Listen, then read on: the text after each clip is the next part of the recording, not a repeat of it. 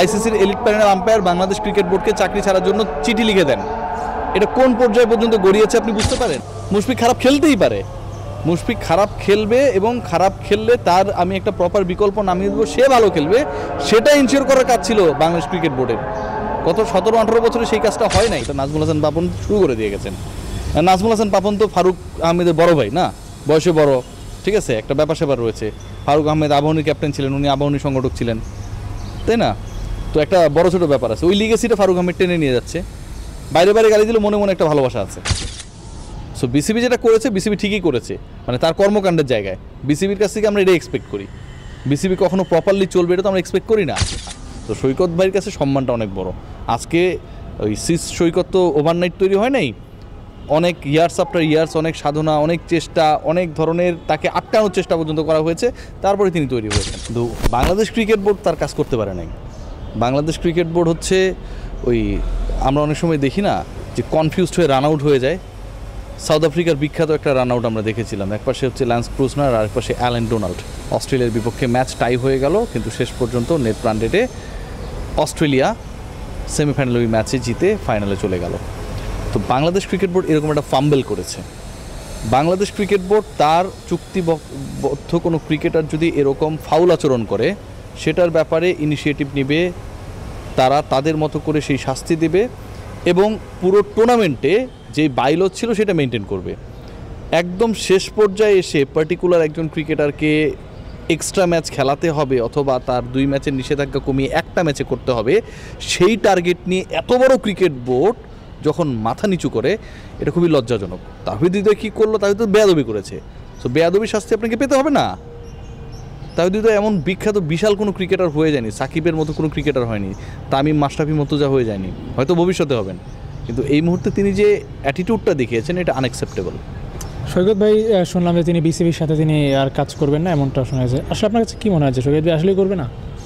উনি তো চিঠি দিয়েছে, আমি যেটা জানি উনি চিঠি দিয়েছে এবং চিঠিতে তিনি বলেছেন যে বাংলাদেশ ক্রিকেট বোর্ডের যে চাকরি, 2 লাখ টাকা বেতনের যে চাকরিটা তিনি করছেন এবং বাংলাদেশের ইতিহাসে প্রথম এবং একমাত্র এলিট প্যানেল আম্পায়ার, ঠিক আছে, তার সাথে যে ফাউল আচরণটা করা হয়েছে সৈকত ভাইয়ের সাথে, যদি এইখানে বাংলাদেশের কোনো ক্রিকেটার না হয়ে ধরেন ইন্টারন্যাশনাল একটা ম্যাচ পরিচালনা করছেন সৈকত ভাই, সেখানটায় যদি কেউ বাজে আচরণ করতো, বাংলাদেশের তাহিদ হৃদয়ের থেকেও বড় ক্রিকেটার, আইসিসি কিন্তু সেই শাস্তিটা এনশিওর করতো।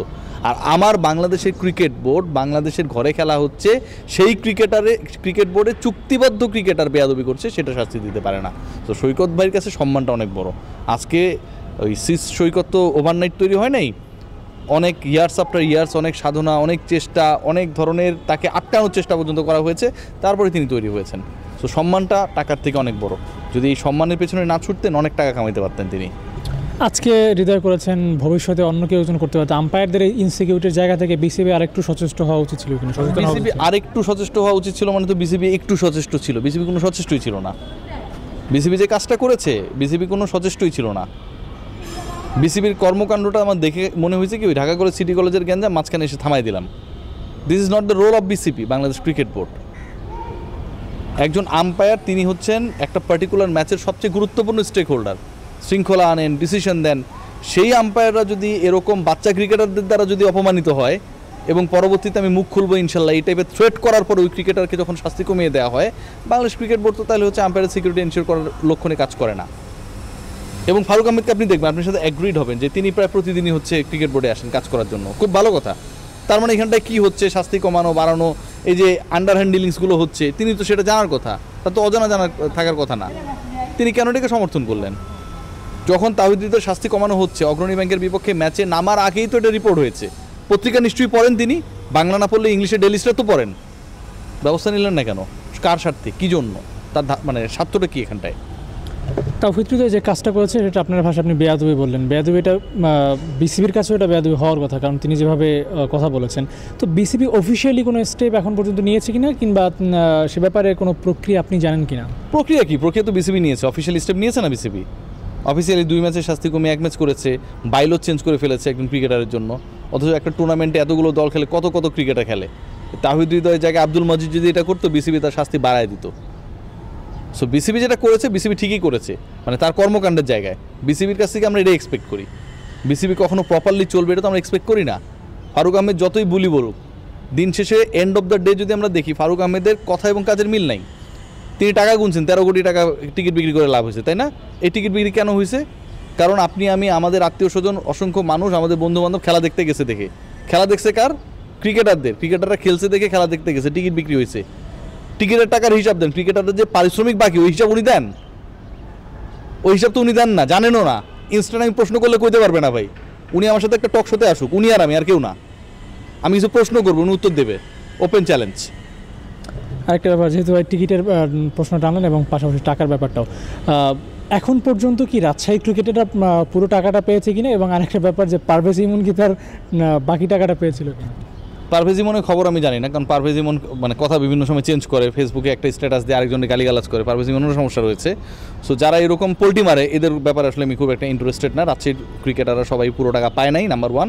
শুধু ক্রিকেটার না, কর্মকর্তারাও টাকা পায়নি, কর্মকর্তাদের অবস্থা আরও বেহাল। এবং এখানটায় যারা এটা কলকাঠি নাচছে তাদের সবার নাম, তাদের কথাবার্তা, তাদের চ্যাটিং, তাদের অডিও ক্লিপ সবগুলো আমার কাছে এসছে। আমি এই সিরিজ চলছে তো এই কারণে একটু ছাড় দিচ্ছি, এটা শেষ হয়ে গেলে ইনশাল্লাহ ধরবো। হ্যাঁ, আপনি সেটা ধরতেই পারেন। ভাই, এভাবে যদি ঘরোয়া ক্রিকেটটা চলে আসে, যেমন সিন্ডিকেট, তারপর টাকা না পাওয়া, তাহলে দেশের ক্রিকেটটা আলটিমেটলি কোথায় গিয়ে দাঁড়ায়? পেছনেই তো চলে যাচ্ছে। সেটার উত্তর আপনাকে আমি দেওয়ার থেকে জিম্বাবুয়ের বিপক্ষে বাংলাদেশ কেমন খেলেছে ওই খেলাটা একটু যদি মানে রিভিউ করেন উত্তর পেয়ে যাবেন। বাংলাদেশ আর জিম্বাবুয়ের যে খেলাটা দেখলাম যে ক্ষণে ক্ষণে রূপ বদলায়। শুরুর দিকে দেখলাম যে জিম্বাবুয়ে এগিয়ে আছে, এখন আবার বাংলাদেশ এগিয়ে আছে। তো এই জায়গায় বাংলাদেশ যে একটা বড় দল হতে পারে, 25 বছর টেস্ট খেলার পরও যে জিম্বাবুয়ের সাথে নিজেদের কন্ডিশনে এই অবস্থা হয়, এটা কি বাংলাদেশ ক্রিকেটের বেহাল দশার চূড়ান্ত রূপ কিনা? বাংলাদেশের বেহাল দশা তো সেদিনই শুরু হয়েছিল যেদিন আফগানিস্তানের বিপক্ষে ইনাগুরাল টেস্ট খেলতে গিয়ে বাংলাদেশ বিশাল ব্যবধানে হেরেছিল, 300-400 রানের ব্যবধানে হেরেছিল। সেদিনই শুরু হয়ে গেছে, এটা নাজমুল হাসান পাপন শুরু করে দিয়ে গেছেন। নাজমুল হাসান পাপন তো ফারুক আহমেদের বড় ভাই না, বয়সে বড়, ঠিক আছে, একটা ব্যাপার স্যাপার রয়েছে। ফারুক আহমেদ আবাহনীর ক্যাপ্টেন ছিলেন, উনি আবাহনী সংগঠক ছিলেন, তাই না? তো একটা বড় ছোটো ব্যাপার আছে। ওই লিগেসিটা ফারুক আহমেদ টেনে নিয়ে যাচ্ছে, বাইরে বাইরে গালি দিলে মনে মনে একটা ভালোবাসা আছে। বাংলাদেশ এই জায়গা থেকে কামব্যাক করতে হলে কি করতে হবে? সিনিয়রদের আরেকটু হাত বাড়িয়ে আগানো উচিত হবে কিনা? যেমন মুশফিক। সিনিয়রদের কোনো কিছু করার নেই, বাংলাদেশ ক্রিকেট বোর্ডকে আগে ঠিক হতে হবে। বাংলাদেশের সিনিয়রদের উপর আপনি এখনও কেন ডিপেন্ড করবেন? 18 বছর মুশফিক বহুত দিছে, 18 বছরে তো আপনার আরও 18টা মুশফিক তৈরি করার দরকার ছিল। আরও 9টা মুশফিক তৈরি করতেন, 4.5টা করতেন, 4টা করতেন, 2টা করতেন, একটাও করতে পারেন নাই। সো মুশফিকের কাছে এক্সপেক্টেড মুশফিক খারাপ খেললেই বাংলাদেশ হেরে যাবে, এটা এক্সপেক্টেড না।